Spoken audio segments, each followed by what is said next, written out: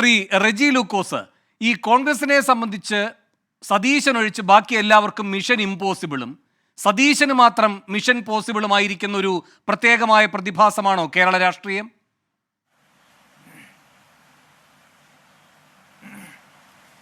ഒരിക്കലുമല്ല. കോൺഗ്രസ് എന്ന് പറയുന്ന രാഷ്ട്രീയ പ്രസ്ഥാനം വേണമെന്ന് നമുക്ക് നിരീക്ഷിച്ചറിയാം. അവരുടെ സുൽത്താൻ ബത്തേരി 2 ദിവസം നടന്ന അവരുടെ എക്സിക്യൂട്ടീവിലും രാഷ്ട്രീയകാര്യ സമിതിയിലും വി ഡി സതീശൻ്റെ ഭാഗത്തുനിന്നുണ്ടായ ഒരു പ്രതികരണം കേരളത്തിലെ മാധ്യമങ്ങൾ റിപ്പോർട്ട് ചെയ്തു. വി ഡി സതീശൻ ഇതുവരെ അതിനെതിരെ രംഗത്ത് വന്നിട്ടില്ല, അദ്ദേഹം നിഷേധിച്ചിട്ടില്ല. കുറെ കോൺഗ്രസിന്റെ വക്താക്കൾ നിഷേധിച്ചിട്ടുണ്ട്. അദ്ദേഹം പറഞ്ഞെന്താ, KPCC നടക്കുന്നത് എന്താണെന്നുള്ളത്, അവിടെ നടക്കുന്ന കാര്യങ്ങൾ പുറത്തു പറയാൻ പറ്റത്തില്ല, അങ്ങോട്ട് കയറാൻ പറ്റത്തില്ല എന്ന് പറഞ്ഞു.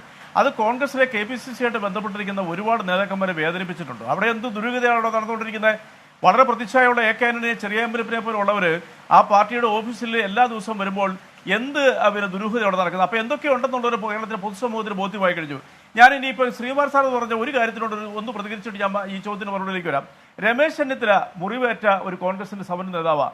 രമേശ് ചെന്നിത്തലയ്ക്ക് ഞാൻ മനസ്സിലാക്കുന്നത് ശരിയാണെന്നുണ്ടെങ്കിൽ മഹാരാഷ്ട്രയുടെ ചുമതലയുണ്ട്. ആ മഹാരാഷ്ട്രയുടെ ചുമതലയുള്ള രമേശ് ചെന്നിത്തലയെ മുൻ പ്രതിപക്ഷ നേതാവിനെ ഇന്ത്യയുടെ കോൺഗ്രസിന്റെ ഒരു 25 നേതാക്കളിൽ എടുത്തു കഴിഞ്ഞാൽ അതിൽ ഒരാൾ രമേശ് ചെന്നിത്തലയാവും.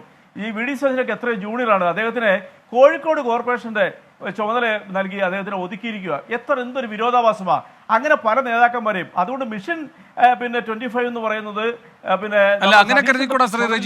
കൊച്ചി കോർപ്പറേഷൻ ചുമതല വി ഡി സതീശനാണ്. വലിയ കലാപത്തിലേക്ക്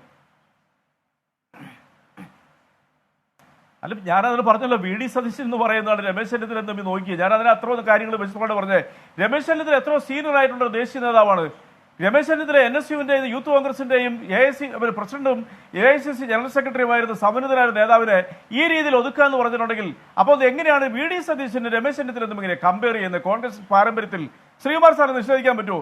അപ്പോൾ അങ്ങനെ കോൺഗ്രസിലെ തന്നെയുമല്ല, ഈ വി ഡി സതീശൻ എന്ന് പറഞ്ഞ വ്യക്തി ഇപ്പം നേരിടുന്ന ഒരു പ്രശ്നം എന്താ പറയുക? ഇപ്പൊ താൽക്കാലികമായ വെടിനിർത്തലിന് വേണ്ടിയിട്ട് അവർ ശാസന കൊടുത്തിട്ടുണ്ട് എങ്കിലും വി ഡി സതീശന് 22 MP-മാർ 20 പേരുടെ MLA-മാരെ സപ്പോർട്ട് ഉണ്ടായിരുന്നത് ബഹുമാനപ്പെട്ട രമേശ് ചെന്നിത്തല.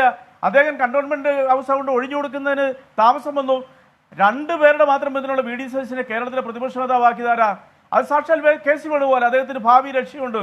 അദ്ദേഹത്തിന്റെ ഗ്രൂപ്പുകാരനായ ജൂനിയറായ വി ഡി സതീശനെ ആ സ്ഥാനത്ത് കൊണ്ടുവരാൻ കാരണം താൻ പറയുമ്പോൾ മാറി നിന്നോളുന്നുള്ളൊരു പ്രതീക്ഷയില്ല. പക്ഷേ KC വേണുഗോപാലിനെ പോലും തകർത്തുകൊണ്ട് ഇദ്ദേഹം മുൻപിൽ കയറാനുള്ള ശ്രമം നടത്തി.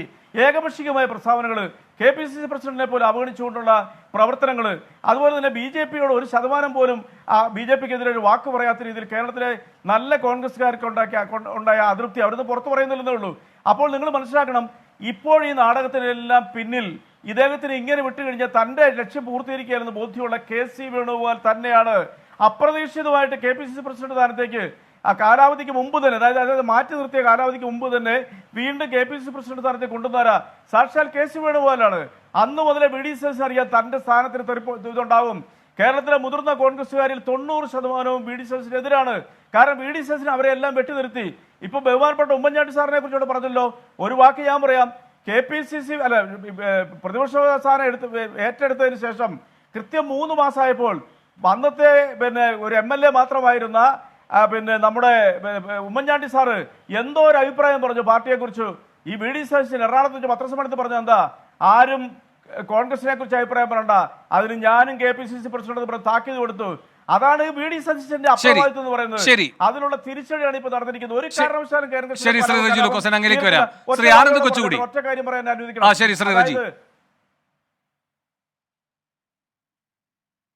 അതായത് നമ്മൾ മനസ്സിലാക്കേണ്ട ഒരു വസ്തുത പറയാം. കേരളത്തിലെ കോൺഗ്രസിനെ സംബന്ധിച്ചോളം 2019 ലോക്സഭയിൽ അവരുടെ വോട്ടിംഗ് ശതമാനം കുറഞ്ഞിരിക്കുക. പക്ഷേ മധ്യവർന്ന ചില കോൺഗ്രസ്സുകാര് ഈ കോൺഗ്രസിന്റെ സൈബർ സെല്ലും ഇന്ന് കോൺഗ്രസിന്റെ ബാധ്യതയായിരിക്കുക. അതിന്റെയൊക്കെ നേതൃത്വത്തിൽ ആരാണെന്നുള്ളവരും മാന്യരായ കോൺഗ്രസ്സുകാർ ഇപ്പോൾ സംസാരിച്ചുകൊണ്ടിരിക്കുന്നു. ഇപ്പോൾ കോൺഗ്രസിനെ പിടിച്ചെടുക്കാൻ